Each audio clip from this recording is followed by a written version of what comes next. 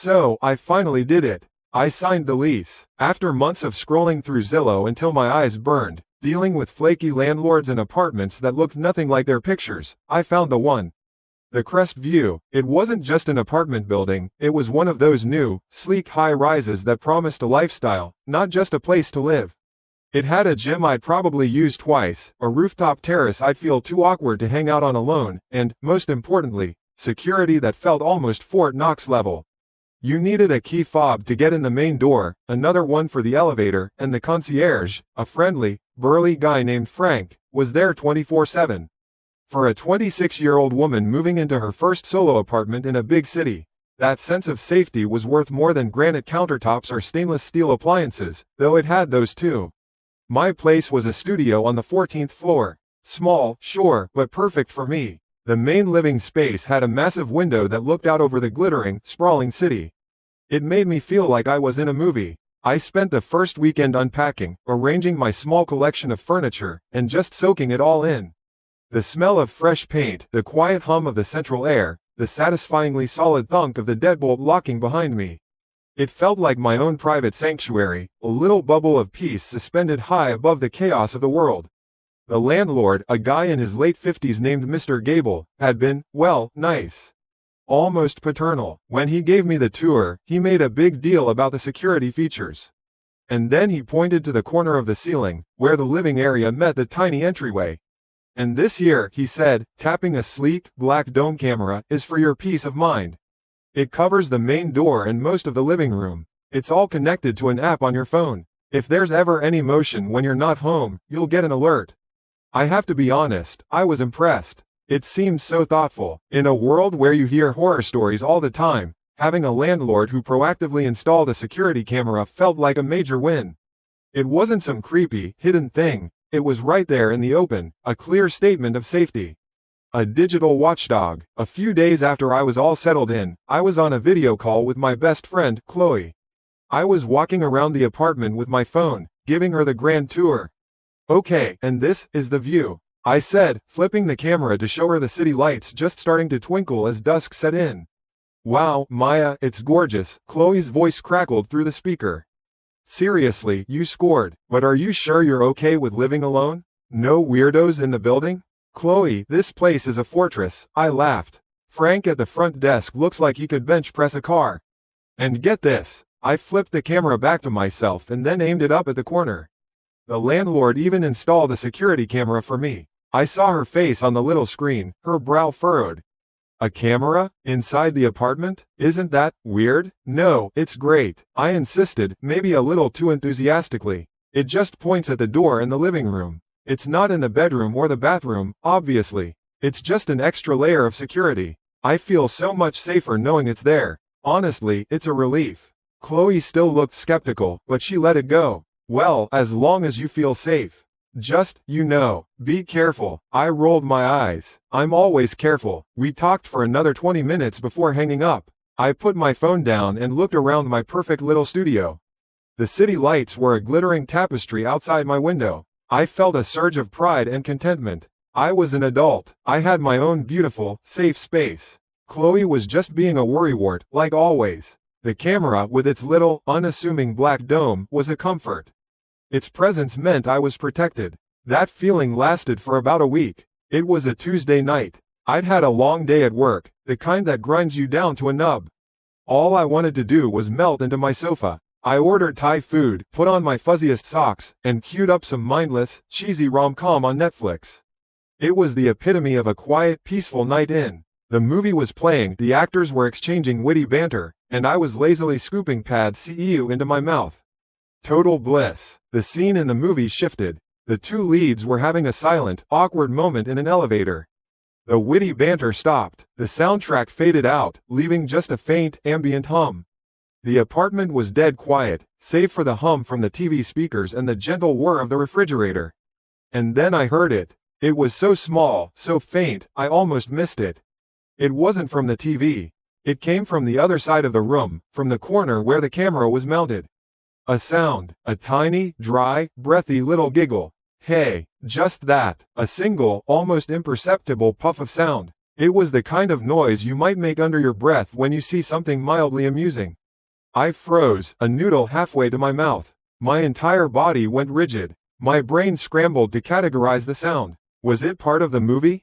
No, the scene was dead silent. Was it a neighbor? Impossible. These new buildings were built with solid concrete. You never heard your neighbors. Was it the building settling? A pipe? No, that was a human sound. I was sure of it. My heart started to thud, a slow, heavy beat against my ribs. I slowly, deliberately, put my container of food down on the coffee table. My eyes were locked on the television, but I wasn't seeing it anymore. I was seeing the reflection of the room in the dark screen, and in the upper corner of that reflection, the black dome of the camera. With a hand that trembled slightly, I reached for the remote. I hit the mute button. Silence. The sudden, absolute quiet was deafening. It rushed in to fill the space, pressing in on my ears. I sat perfectly still, not daring to breathe. My ears strained, trying to catch anything, any sound at all. The hum of the fridge. The far-off, muted wail of a siren from a street far below. The sound of my own blood pulsing in my ears. Nothing else. No giggle, no whisper, no breath. Minutes passed, I don't know how many. I just sat there on my sofa, a statue in fuzzy socks, listening to the crushing silence of my safe, secure apartment. My rom-com was still playing on the screen, a silent pantomime of two people falling in love. It seemed absurd. You're just tired, a voice in my head reasoned. It was a long day. You're hearing things. Audio artifact from the TV. A weird signal interference. It made sense. It had to make sense. What was the alternative? That the sound came from the camera's speaker? That someone was watching me eat Thai food on my couch and let out a little chuckle? The idea was so insane, so violating, that my brain immediately rejected it. It was too much. It had to be my imagination. I let out a shaky breath I didn't realize I'd been holding. Slowly, I unmuted the TV. The cheerful, completely inappropriate music of the movie's next scene flooded the room. It felt jarring, alien. The spell of my cozy night had been irrevocably broken. I couldn't eat another bite. My appetite was gone, replaced by a cold knot in the pit of my stomach. I turned off the TV, cleaned up my dinner with mechanical, jerky movements, and got ready for bed. The whole time, I could feel it. A presence, the unblinking, impassive lens of the camera in the corner of the room. I crawled into bed and pulled the covers up to my chin. From my pillow, I had a clear view of the living room. And there, in the corner, I could just make out a tiny, pinprick of light. A little red dot. It meant the camera was on. It was working. It was recording. It was watching. It's for your own safety, I told myself, repeating the words like a mantra. It's a good thing. You're being paranoid. It was just the TV. But as I lay there in the dark, staring at that single, unwavering red eye, I couldn't shake the chilling, creeping feeling that someone, somewhere, had just laughed at me. Laughed at my movie, at my fuzzy socks, at my takeout. Laughed at how perfectly, foolishly safe I thought I was. The first crack had appeared in the walls of my perfect little fortress. And I had the terrible feeling it was only the beginning. For the next few days, I tried my best to be normal. I really did. I told myself it was a fluke, a one-off auditory hallucination brought on by stress and a new environment. That's a thing, right? People hear things. It was nothing, just a trick of the mind. I went to work, I smiled at my coworkers, I sat in pointless meetings and nodded at spreadsheets until my eyes crossed. I came home, I rode the elevator up to the 14th floor, and I put my key in the lock, telling myself with every turn that this was my safe space. My fortress. But it wasn't the same. The feeling in the apartment had changed. It was like the air itself had gotten heavier, thicker. You know how when you walk into a room right after someone has had a huge argument, you can just feel the leftover anger hanging there. It was like that, a low, humming static of something, of being watched. I started doing these little things, these weird, subconscious adjustments. I'd walk into the apartment and immediately move to the side, out of the camera's direct line of sight. When I changed out of my work clothes, I'd do it pressed against the sliver of wall that led to the bathroom, hoping the angle was just obtuse enough. It was ridiculous. I knew it was. I had a whole bedroom, a whole bathroom, private spaces with doors that close. But the main living area, the heart of my little studio, now felt like a stage. And I didn't know who the audience was. Every now and then, I'd force myself to look right at it. The smooth, black dome in the corner. Impassive, unmoving, the little red light was always on, a tiny, crimson period at the end of a sentence I didn't want to read. I'd stare at it, challenging it. See, I'm looking at you, I'm not scared, but my heart would be hammering against my ribs like a trapped bird. It felt like a staring contest with a predator. I tried to reclaim the space. I'd play music, loud. I'd dance around while making coffee. I'd sing off key in the shower. I was trying to fill the silence, trying to push out that lingering feeling with my own noise, my own life. I was trying to convince myself that this was my apartment, and no phantom giggle was going to take that away from me. One night, I even got brave. I was talking to Chloe on the phone again. "So, how's the fortress holding up?" she asked, her voice tinny through the speaker. "It's great," I said, my voice a little too bright. I was standing by the window, looking out at the city, deliberately keeping my back to the camera. Super quiet, super safe. No more weird noises from your landlord's peeping Tom cam? "Chloe, stop calling it that," I snapped, more harshly than I intended. A beat of silence. "Sorry," I mumbled, "I'm just tired." And no, it was nothing, probably just feedback or something. Okay, just checking on you." We hung up a few minutes later and the silence rushed back in. It always did. I looked at my reflection in the dark glass of the window. A small, lonely figure against a backdrop of a million glittering lights.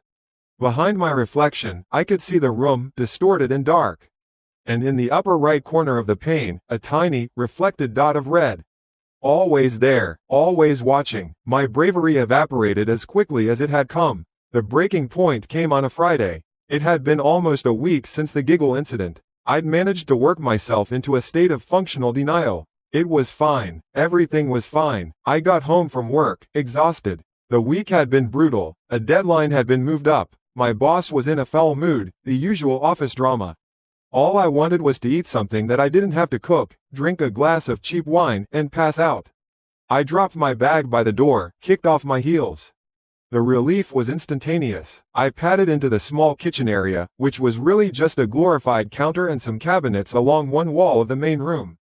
I pulled a bottle of water from the fridge and, for a reason I can't explain, instead of just drinking from the bottle like a normal person, I decided I needed a proper glass. Maybe it was some small attempt to feel civilized, to maintain a shred of adult composure after a week of feeling like I was unraveling. I grabbed a glass from the cupboard. It was one of the heavy-bottomed ones I'd bought on sale at Target, the kind that feels substantial in your hand. I set it on the counter, uncapped the water, and started to pour. My mind was somewhere else entirely, replaying a stupid comment a coworker had made, thinking about the laundry I needed to do. I was on autopilot, and my hand slipped. It wasn't a dramatic crash. It was a clumsy, stupid fumble. The bottle tipped, knocking against the glass. The glass, full of water, toppled over, hitting the granite countertop with a sharp clack before skittering off the edge. It didn't shatter, thank God, but it landed on the hardwood floor with a dull thud, sending a wave of ice-cold water splashing across the floorboards and onto my bare feet. "Shit," I muttered under my breath. Just one more thing. Of course. It was the perfect, frustrating end to a perfect, frustrating week. I stood there for a second, staring at the spreading puddle shimmering under the recessed lighting. A small island of water in my perfect apartment. I let out a huff of pure annoyance and went to the closet to get the roll of paper towels. I came back, tore off a thick wad of paper, and knelt. The cold of the water soaked into the knees of my slacks. Fantastic. I was just about to start sopping up the mess, my head down, my focus entirely on the puddle. And that's when I heard it. Tisk. It came from the corner of the room, from the speaker of the camera. It wasn't faint this time. It wasn't a whisper of a sound you could mistake for something else. It was clear, precise. It was a wet, sharp, clicking sound. The noise someone makes when they're annoyed. A sound of impatience, of judgment. It was the exact sound my mother used to make when I'd spill something at the dinner table as a kid. Tisk. Time stopped. The roll of paper towels slipped from my hand and fell into the puddle with a soft splash. My body went completely, utterly rigid. I was a statue kneeling in a pool of water. I could feel the cold seeping deeper into my clothes, the water squelching between my toes, but those sensations were a million miles away. My entire universe had shrunk to that single, sharp sound. It was a reaction. That was the thought that hit me like a physical blow. The giggle could have been random, a stray signal, my imagination, but this was not random. This was a direct, immediate response to something I had just done. I spilled the water. Someone, made a sound of disapproval. Cause and effect, action and reaction. Slowly, as if moving through solid jelly, I lifted my head. My neck creaked. I raised my eyes from the puddle on the floor and looked across the room to the corner of the ceiling. To the black dome, to the little red light. My breath hitched in my throat. My heart wasn't hammering anymore. It felt like it had ceased to beat altogether, a cold, dead weight in my chest. Staring at that lens, it was no longer a piece of technology. It was an eye, a cold, black, unblinking eye that was looking right back at me. And behind that eye was a mind, a person, someone with opinions, someone who felt entitled to judge my clumsiness from the shadows of my own home. The silence that followed was different. It wasn't the empty, peaceful silence of before. It was a heavy, loaded silence. A waiting silence. The silence of an observer, leaning forward in their chair, waiting to see what I would do next. The music I had been playing to drown out the quiet had been turned off hours ago. Now, the only sounds were the faint hum of the refrigerator and the frantic, shallow gasps of my own breathing. The feeling of being watched was gone. It had been replaced by something infinitely worse. The certainty of being watched. The certainty of being scrutinized, evaluated, and found wanting. The fortress had become a cage. The watchdog was a wolf. I stayed there, kneeling on the wet floor, for what felt like an eternity. My knees ached. My feet were numb with cold. I couldn't move. I just stared at the camera, my mind a screaming void. The simple act of spilling a glass of water had ripped away the last flimsy veil of my denial, exposing the raw, terrifying truth of my situation. I wasn't paranoid. I wasn't imagining things. I was not alone. My lips parted, but no sound came out at first. I had to force the air from my lungs, my vocal cords feeling rusty and stiff. The words came out as a choked, trembling whisper, barely audible even to me, but I just knew, he could hear it. Someone's in there. I didn't stay on the floor. I couldn't. Staying there felt like admitting defeat, like accepting my position as the clumsy subject under his microscope. My mind, which had been a screaming blank a moment ago, kicked into a strange, frantic new gear. It was the kind of clarity you get after a car crash, when the adrenaline wipes away all the useless noise and all that's left is a singular, sharp focus on survival. Slowly, I pushed myself up. My knees cracked in protest. The wet patch on my pants felt icy against my skin. I didn't get paper towels. I left the puddle where it was, a glistening monument to my mistake. My mistake wasn't spilling the water. My mistake was thinking I was ever safe here. I walked to my small living area, my steps stiff and robotic. I didn't look at the camera. I refused to give it the satisfaction. Instead, I looked at my apartment, my safe space, my fortress, and I started to dissect it with a cold, new kind of logic. The camera was in the corner, high up, pointing down. It had a wide-angle lens, I knew that. It could see the front door, the main living space, the small kitchen counter, and the path to the bedroom and bathroom.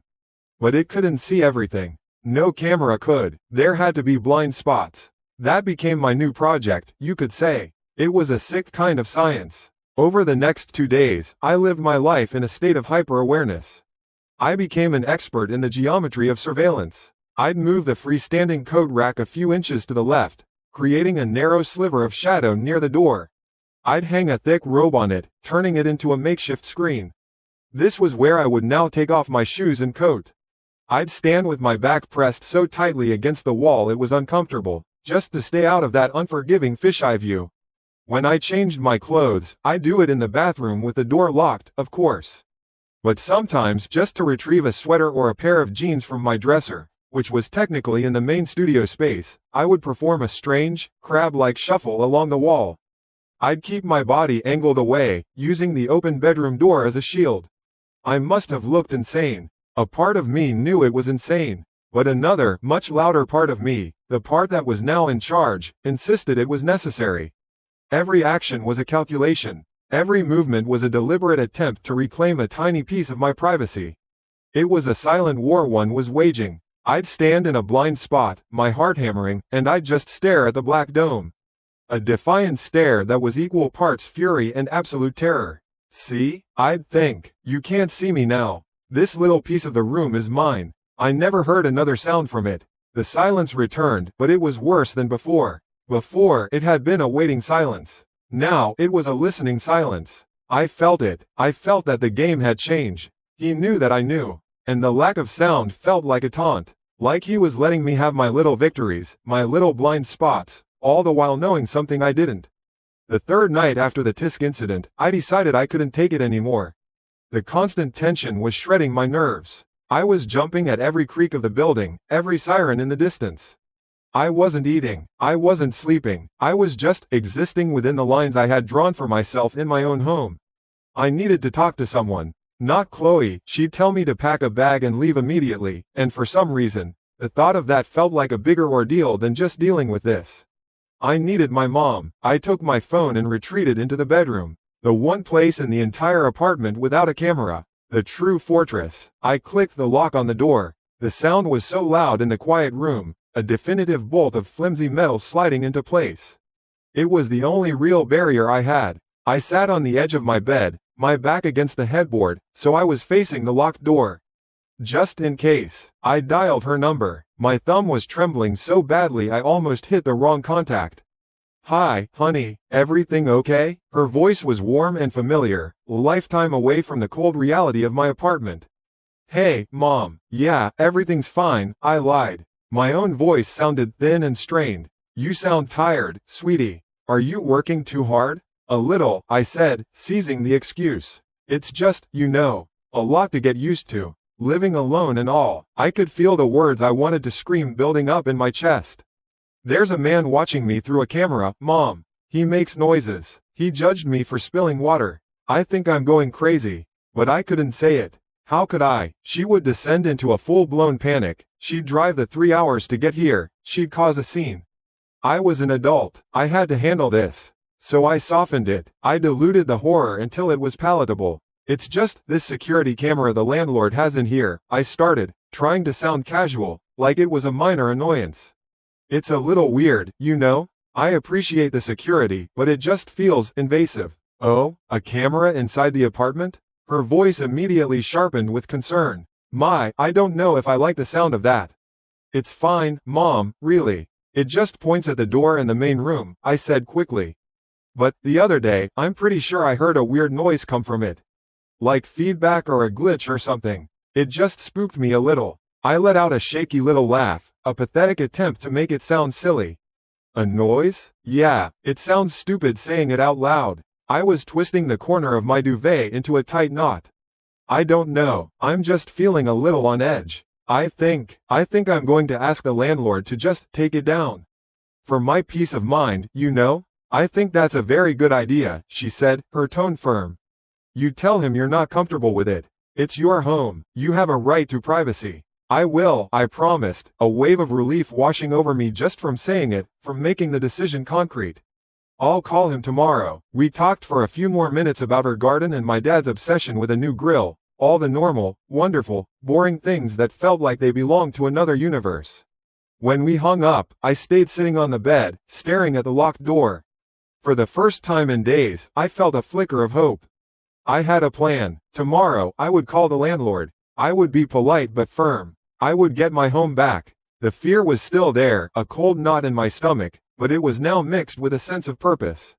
I slept that night, but it wasn't a restful sleep. It was a shallow, fitful state, punctuated by dreams of unblinking eyes and the sharp, wet sound of a clicking tongue. The next morning, I woke up feeling hungover, even though I hadn't had a drop to drink. The gray morning light filtered weakly through my bedroom blinds. I got up, went through the motions, brushed my teeth in the bathroom, got dressed in the bedroom, keeping the door shut the entire time. My little safe zone. I packed my work bag, took a deep breath, and prepared to face the main room. I unlocked my bedroom door and stepped out. The apartment was silent. The puddle from 2 days ago had finally evaporated, leaving a faint, ghostly watermark on the hardwood. Sunlight streamed through the large window, illuminating dust motes dancing in the air. It looked so normal, so peaceful. For a fleeting second, I wondered if I had imagined everything. If the stress had finally cracked me. I walked towards the front door, my path taking me right under the camera's unblinking gaze. I didn't look up. I didn't want to. I was just focused on getting out, on getting to the safety of the bustling city, on making that phone call. My hand was reaching for the doorknob. And then, from the corner of the ceiling, a sound.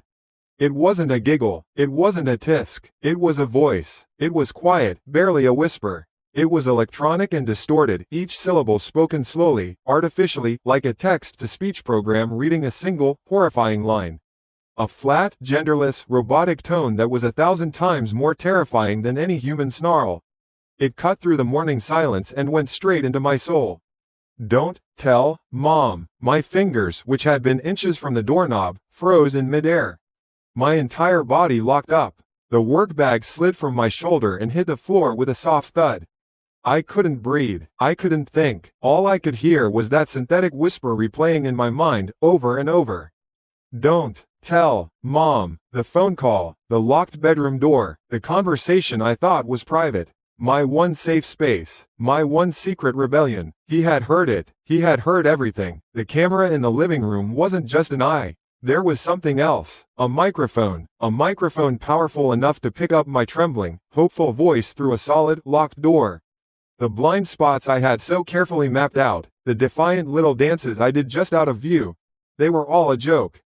A pathetic illusion of control. He had been listening the entire time. Every sigh, every muttered curse, every private phone call. My knees gave out. I didn't fall so much as fold, collapsing onto the floor in a heap. A choked, guttural sound clawed its way up my throat, but I slammed both hands over my mouth to stop it. I couldn't scream. Screaming felt like a performance, and I refused to give him another reaction to judge. I knelt there on the floor, shaking violently, my eyes screwed shut. The fortress hadn't just been breached. It had never existed at all. I was in a glass box, and the walls were made of ears. There was no blind spot. There was no escape. He was everywhere, and he had just given me his first direct order. I stayed on the floor for a long time. I don't know how long. Time sort of stopped working right after he spoke. The only thing in the world was the echo of that synthetic voice. Don't tell Mom. My hands were clamped over my mouth so hard my jaw ached, and my lungs burned for air, but I couldn't let a sound out. I knew, with a certainty that was colder and sharper than any fear I'd ever felt, that he was still listening. Waiting, judging my reaction. He had heard me, through a locked, solid wood door. The one place I thought was mine. The one conversation I thought was private. The whole blind spot game I had been playing for days. The little victories I felt when I shuffled along the wall or used the coat rack as a screen. It was all a joke.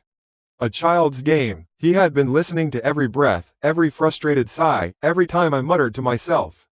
He wasn't just watching a movie of my life. He was listening to the director's commentary. A new kind of energy started to creep into my veins, pushing past the paralysis.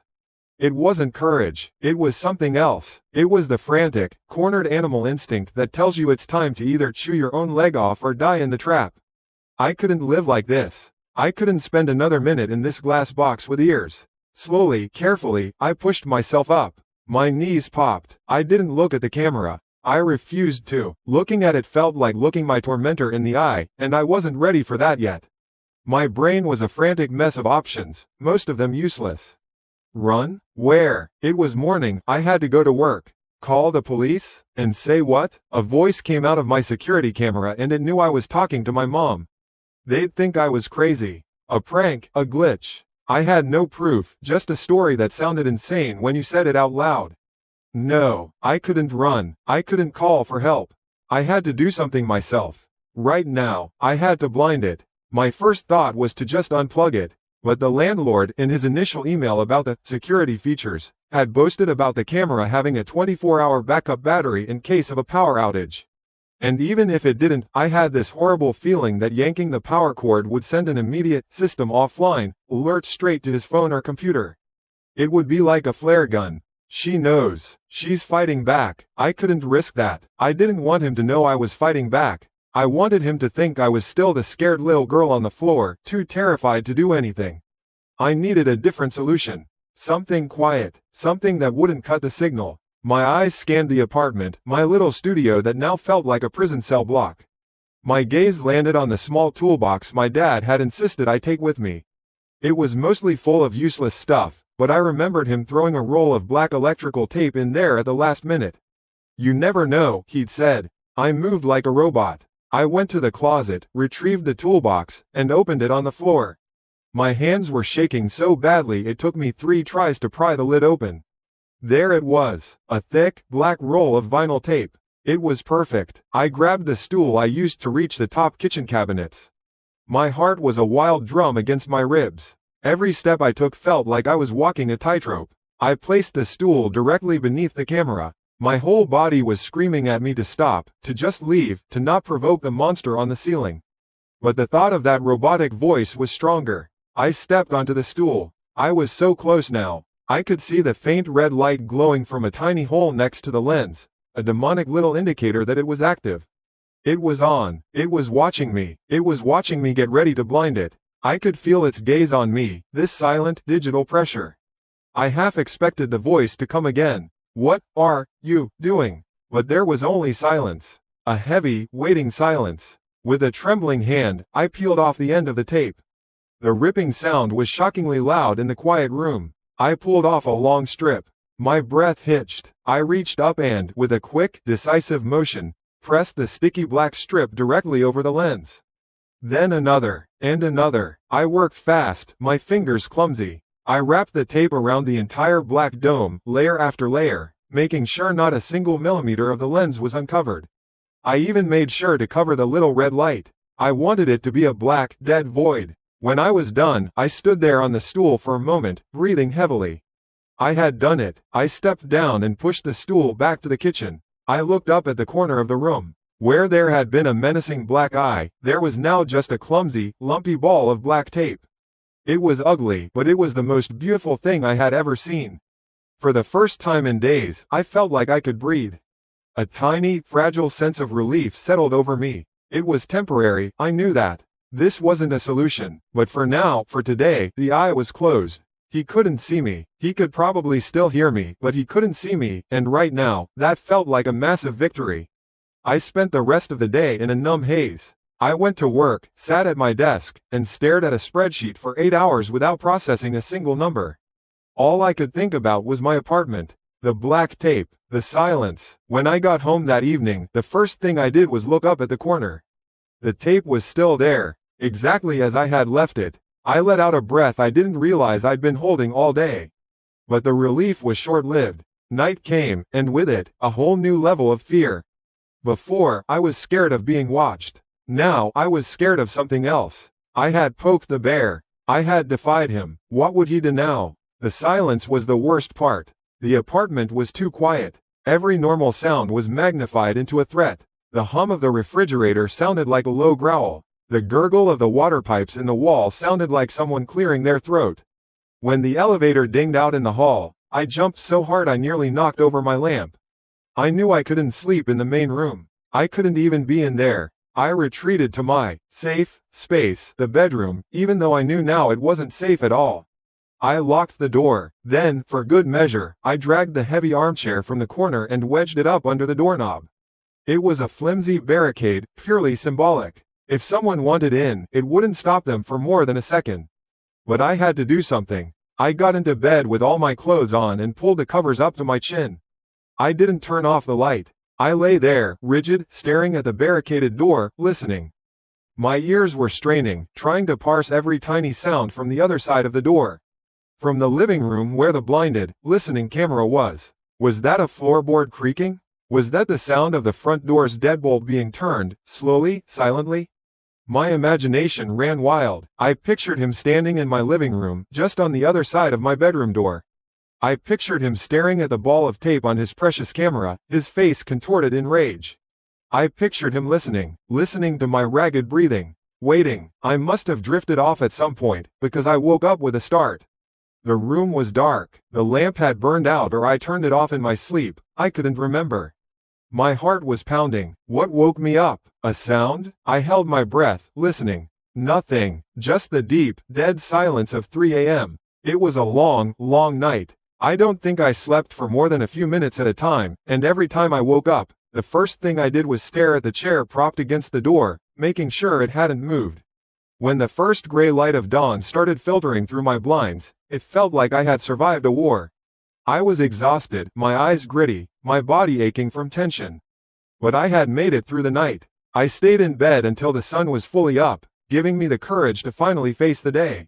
I took a deep breath. Okay, you can do this. I got out of bed, my movements stiff. I moved the armchair back to its corner. My hand hovered over the doorknob for a full 30 seconds before I got the nerve to turn it. I unlocked it, the click echoing in the silent apartment. I pulled the door open and cautiously peered out into the living room. Everything looked normal. The morning sun was streaming through the big window, just like yesterday. Dust motes danced in the light. My work bag was still on the floor where I dropped it. The kitchen was just as I'd left it. I looked up to the corner. The lumpy ball of black tape was still there, a silent monument to my defiance. A wave of relief, so powerful it made me dizzy, washed over me. I had been so stupid. I had let my fear run away with me. It was just a creepy landlord with a microphone. He was probably miles away, sitting behind a screen. He wasn't going to do anything. I had let my imagination get the better of me. Feeling a bit foolish, I walked into the living room, heading for the kitchen. I needed coffee. I needed to feel normal. My path took me past the small coffee table that sat in the middle of the room. And that's when I saw it. I stopped dead. My brain couldn't quite process what I was looking at. It was sitting on the coffee table, right in the center, perfectly placed on the dark wood, almost like a piece of modern art. It was a small, tightly wadded ball of black electrical tape.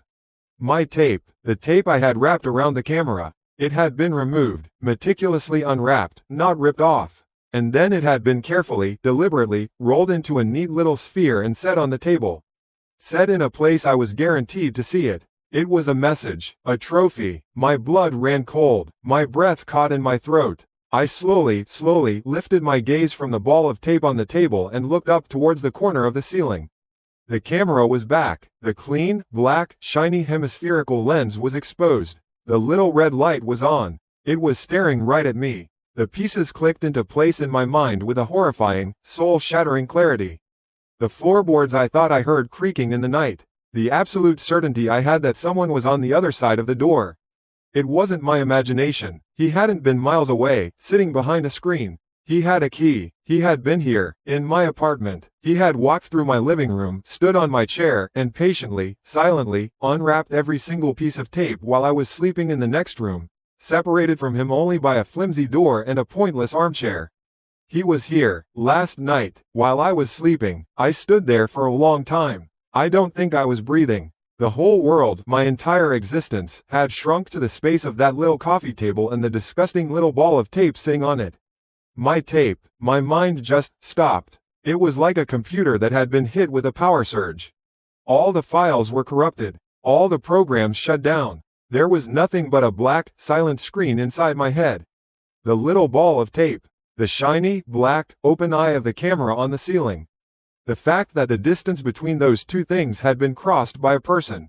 A person who had my key. A person who was in my apartment while I was sleeping, just a few feet away.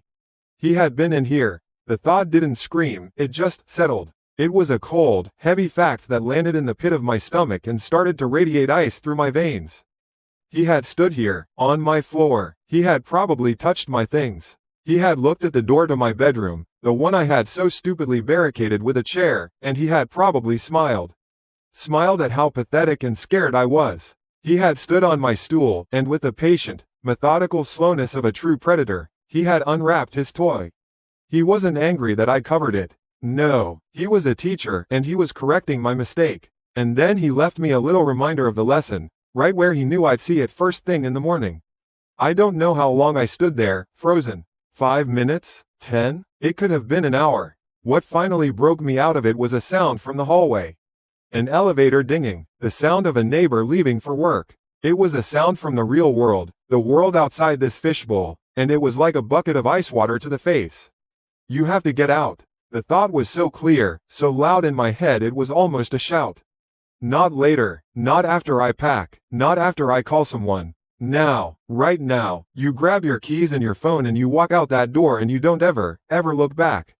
But I couldn't, I just couldn't. My legs were made of cement. Because another thought came right after it. What if he's out there? What if he's waiting in the hall? What if he's watching me right now, watching me get ready to run, and he's just outside the door, listening for the sound of the lock? This was his game, and the terrifying thing was, I didn't know the rules. Every option felt like a trap. If I stayed, he could come back at any time. If I ran, I might be running right into him. My mind was scrambling, trying to find a third option, a loophole, a way to win. There wasn't one. There was only surviving. Okay. Think. The sun was up. It was a weekday. People were around. He wouldn't do anything in broad daylight, right? He was a creature of the night, a thing that moved in secret. He was a coward. That was the only thing I could cling to. He's a coward who gets off on scaring women from behind a screen. He won't risk being seen. So I had a window. A small one. I had until tonight. I had to get an overnight bag, my laptop from work. I had to find a hotel. I had to act like everything was normal. I had to go to work. I had to play my part. I had to pretend I hadn't seen his little trophy on the coffee table. That day at work was the longest day of my life. I couldn't focus. I couldn't think. Every time a coworker said my name, I jumped. I spent most of the day in a bathroom stall, scrolling through hotel listings on my phone, my hands shaking so badly I kept hitting the wrong buttons. I booked a room in a cheap motel on the far side of town, paid for it with my credit card, and got a confirmation number. That was my life raft. A cheap motel room with a real, physical key and no cameras. The entire ride home on the subway, my stomach was in a knot. I wasn't going home. I was going back into the cage. For the last time. My plan, if you can call it that, was simple. I would walk in, and I would not look at the camera. I would not look at the coffee table. I'd walk straight to the bedroom, grab the pre-packed overnight bag I prepared in my mind 100 times, and then I would walk out. Fast and quiet, in and out in 60 seconds. But things are never that simple, are they? I got back to the apartment building just as it was getting dark. Night was falling, and my window of perceived safety was closing fast. I walked into the apartment. The air was thick and still. I could feel it. I could feel the camera's gaze on my back the second I stepped inside. That single, unblinking, red glowing eye. I didn't turn on the main lights. I told myself it was because I didn't want to draw attention, but that was a lie. I was afraid of what I might see in the light. It felt safer in the shadows. He was a creature of the dark, and for this one last time, I had to be one, too. I decided to abandon the 60-second plan. It was too reckless, too loud. I needed to move like a ghost. He was listening, I knew he was. Every sound was a betrayal. So I took off my shoes, setting them down on the mat so quietly they didn't make a whisper. My heart was a frantic bird beating against my ribs. I used the dim, weak light from my phone screen to see, holding it low to the ground.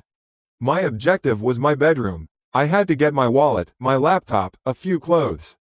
Just the essentials. I moved through the living room like it was a minefield. I kept my back to the camera as much as possible, a stupid, primal instinct to hide my face from the predator. Every creak of the floorboards under my weight sounded like a gunshot in the silence.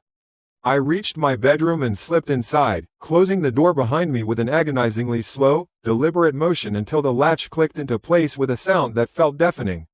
I leaned against the door, my eyes squeezed shut, just breathing. In, out, in, out. I grabbed the backpack I used for the gym. I started throwing things in, my movements clumsy and panicked in the near darkness. My laptop, the charger cord. I fumbled in my dresser for socks and underwear, grabbing whatever my hands touched first. I went into my bathroom, shoving my toothbrush, toothpaste, and deodorant into the bag. I was moving on pure adrenaline now, a frantic energy born of sheer terror.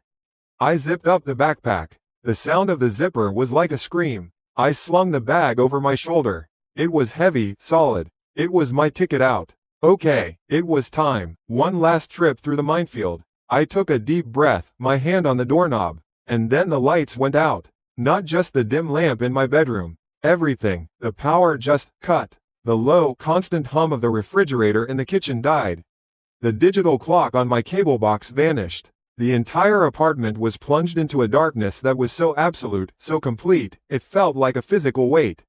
And with the darkness came a silence that was even more profound. All the little background noises of a modern building were gone. It was a dead, suffocating quiet. My blood turned to ice. No. This wasn't a power outage. Not now. It couldn't be. This was him. He had cut the power. He knew I was leaving. My phone, clutched in my hand, suddenly lit up the darkness. For a terrifying second, I thought it was him calling me. But it wasn't a call. It was a push notification. The white letters glowed against the black screen, a message from hell itself. It was from the security camera app. System alert. Power source lost. Switching to internal battery backup. My breath hitched in my throat. I slowly, so slowly, lifted my head and looked out from my bedroom doorway, across the living room to the far corner. In the crushing, total blackness, a single point of light remained. The little red dot on the camera. It was still on. It was still watching. The silence that followed was the most terrifying thing I had ever experienced.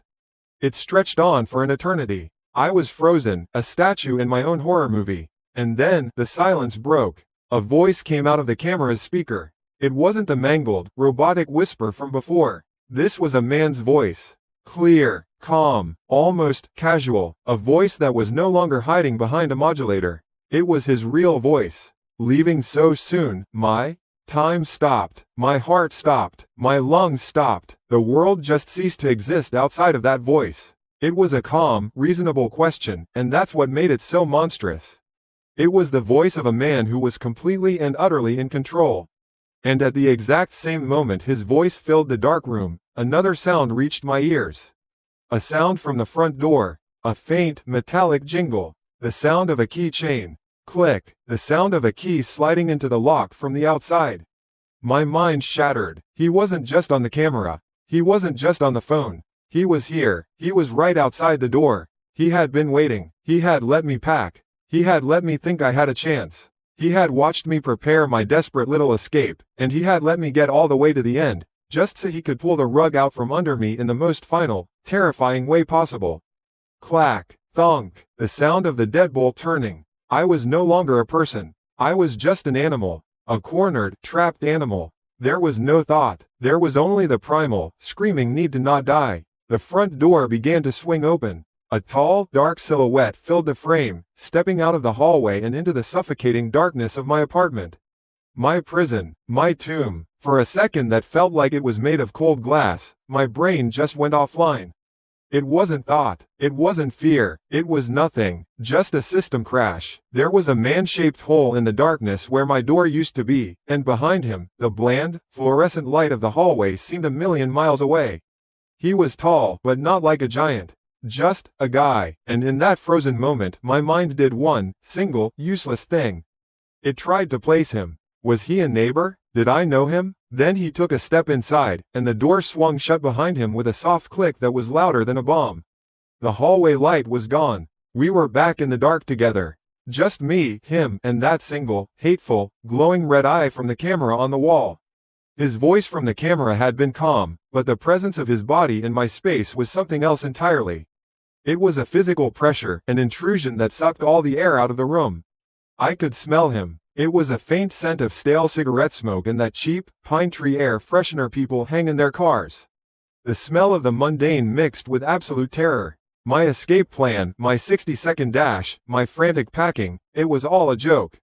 A child's game he had been patiently watching. He had let me play. He had let me get to the finish line, just so he could be the one to tell me the game was over. That's when something broke. It wasn't a thought, it was a spark. An electrical jolt in the back of my animal brain. The part of the brain that doesn't use words, the part that only knows trap and teeth. There was no escape. The door was blocked. The windows were too high. The bedroom behind me was a dead end. There was no out. There was only through. My eyes, wide and useless in the pitch black, darted around, trying to find something, anything. They weren't looking for an exit anymore. They were looking for a weapon. And they found it, not because I was smart, but because it was the only other point of color in the entire room besides that red dot. It was red, too. A small, bright red cylinder mounted on the wall next to the TV stand. The mini fire extinguisher the landlord had pointed out on my first day. Just in case, he had said with an oily smile that I now understood. The silhouette took another step. I didn't think. I couldn't. I just moved. It was a clumsy, desperate lunge, not a run. My bare feet slapped against the wood floor. I slammed into the TV stand, my hips screaming in protest, but my hands found it. the cold, heavy metal of the extinguisher. My fingers fumbled, feeling for the pin. It felt alien and wrong, like trying to solve a puzzle in a nightmare. "What are you doing?" he asked. His voice was curious now, amused, the voice of a man watching a mouse try to fight back.